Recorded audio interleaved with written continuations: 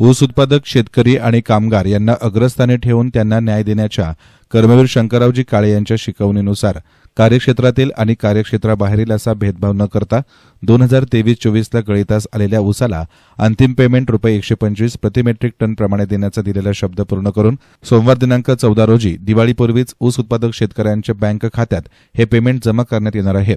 जो न्याय ऊस उत्पादक सभासद शेतकऱ्यांना दिला तोच न्याय कर्मचाऱ्यांना देताना 20% बोनस देण्याचं आमदार आशुतोष काळे यांनी जाहीर करून ऊस उत्पादक शेतकरी आणि कर्मचारी यांची दिवाळी गोड केली असून साखर कामगारांच्या वेतनवाढीसंदर्भात त्रिपक्षीय समितीचा जो निर्णय येईल त्याची तात्काळ अंमलबजावणी करू अशी ग्वाही देखील दिली। कर्मवीर शंकरराव काळे सहकारी साखर कारखान्याच्या 2024-25 या वर्षाच्या 70व्या गळीत हंगामाचा बॉयलर अग्निप्रदीपन समारंभ कारखान्याचे मार्गदर्शक आणि ज्येष्ठ संचालक माजी आमदार अशोकराव काळे यांच्या अध्यक्षतेखाली आणि चेअरमन आमदार आशुतोष काळे यांच्या प्रमुख उपस्थितीमध्ये व्हाईस चेअरमन शंकरराव चव्हाण आणि त्यांच्या सुविद्य पत्नी शकुंतला चव्हाण यांच्या हस्ते विधिवत पूजा करून करण्यात आला। याप्रसंगी काळे बोलत होते। यापुढे ते म्हणाले की महायुती शासनानं 55 टीएमसी पाणी गोदावरी खोऱ्यात वळवण्याचा निर्णय घेऊन त्याला मंजुरी दिली आहे। जायकवाडी धरण पूर्ण क्षमतेनं भरलेलं आहे। आपल्यावर सातत्यानं अन्याय होत असल्यामुळे सुरू असलेल्या गोदावरी अभ्यास गटाच्या माध्यमातून आपल्याला न्याय मिळेल। चालू वर्षी पाऊस समाधानकारक असला तरी जास्त झालेला नाही। चालू वर्षी जायकवाडी धरण पूर्ण क्षमतेनं भरल्यानं गोदावरी कालव्यांचं रोटेशन वेळेत होईल।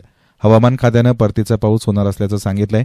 कार्यक्षेत्रातील सर्व गावतळी बंधारे हे ओव्हरफ्लोच्या पाण्यानं भरून घेतले असून पूर्ण क्षमतेनं केटीवर भरून घेतलेत।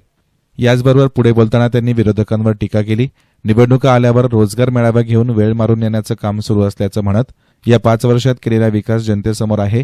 दुर्दैव एवढंच आहे की मोजक्याच लोकांना तो दिसत नाही।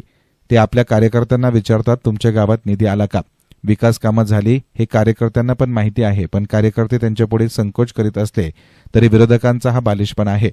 जर 232 कोटी निधी दिर्डे फाटा भरवस फाटा रस्त्याला आणला, हा निधी धामोरी, चास, वेळापूर, शहाजापूर, दिर्डे यापैकी कोणत्या गावाच्या हिशोबात धरायचा? तसेच 752 जी या राष्ट्रीय महामार्गाच्या सावळेविहीर कोपरगाव रस्त्याला 191 कोटी निधी आणला, हा निधी कोकमठाण, जेवर कुंभारी, कोपरगाव कोणाच्या हिशोबात धरायचा असा प्रतिप्रश्न करून आमदार आशुतोष काळे यांनी विरोधकांच्या बालिश बुद्धीचे पिसे काढले। सकाळी 12 वाजता उठायचे आणि ऑफिसमध्ये बसून प्रेस नोट काढणाऱ्यांना विकास कसा दिसणार अशी टीका देखील त्यांनी केली। जे निवडणुका आल्या की मगच घराबाहेर पडतात, रोजगार मेळावे घेऊन वेळ मारून नेतात, परंतु जनता आता सुज्ञ झाली असून जनता त्यांच्या गप्पांना आता भुलणार नाही। आपण विकासाबरोबरच शासनाच्या सर्व योजना सर्वसामान्य जनतेपर्यंत पोहोचवल्या आहेत, त्यामुळे जनता समाधानी आहे। तुम्ही मात्र बेसावध राहू नका, आपण गळीत हंगामही यशस्वी करू आणि येणारी निवडणूकही जिंकू, असं आमदार काळे यांनी म्हटलं। रविवारी ऋतू 14 तारखेला आपल्या सर्वांच्या खात्यामध्ये 125 रुपये प्रति मेट्रिक टन हे वर्ग करण्यात येणार आहे। आपण कार्यक्षेत्रामध्ये असेल, कार्यक्षेत्राच्या बाहेर असेल, असं कुठलाही भेद त्या ठिकाणी केला नाही। त्याच्यामुळे आपल्याही सर्व ऊस उत्पादक असतील, कार्यक्षेत्रातील यांनाही चांगला दर त्या ठिकाणी मिळतोय आणि निश्चितपणाने बाहेरही आपलं नाव आपण कुठलाही भेदाभेद करत नाही, म्हणून जास्तीत जास्त ऊस उत्पादक आपल्याला ऊस देण्यासाठी इच्छुक असतात। अशा पद्धतीने ऊस उत्पादकांचाही आपण दिवाळी गोड करणार आहे।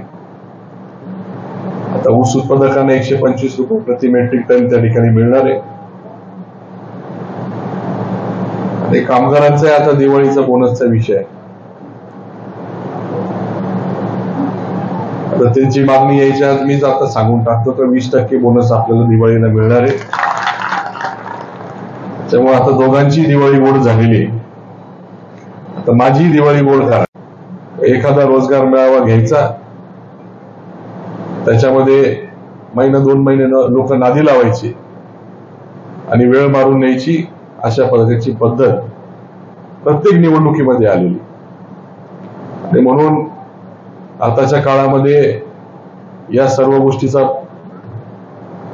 काय म्हणता का उपयोग किंवा वापर या ठिकाणी होणार आहे। आपल्या सर्वांना तेवढीच विनंती आहे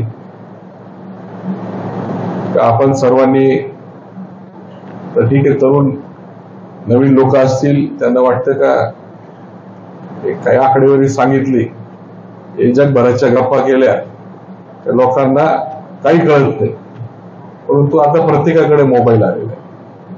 प्रत्येक जण त्या ठिकाणी ऑनलाईन माहिती पाहू शकतं. आपण किती गप्पा मारल्या आणि किती खोटी आकडेवारी दिली तर लोक सुज्ञ झालेले आणि म्हणून आपण त्याच्यामध्ये जास्त काही लोकांना भूलथापा देऊ नका, नाहीतर लोक आपल्याला भूलथापा दिल्याशिवाय राहणार नाही आणि मग आपल्याला त्या ठिकाणी याप्रसंगी ज्येष्ठ कार्यकर्ते कारभारी आगवण, पद्माकांत कुदळे, ज्ञानदेव मांजरे, एम.टी. रोहमारे, काकासाहेब जावळे, गौतम बँकेचे माजी चेअरमन बाबासाहेब खोते, बाबूराव कोल्हे, कृष्णराव गाडे, सोमनाथ घुमरे, संभाजीराव काळे, भास्करराव चांदगुडे, कर्मवीर काळे कारखान्याचे संचालक सुधाकर रोहम, सूर्यभान कोळपे, राजेंद्र घुमरे, दिलीपराव बोरनारे, डॉ मच्छिंद्र बर्डे, सचिन चांदगुडे, राहुल रोहमारे, अनिल कदम आदींसह विविध पदाधिकारी आणि मान्यवर उपस्थित होते. एस्तान मीडियासाठी प्रतिनिधी युसुफ रंगरेज, कोपरगाव.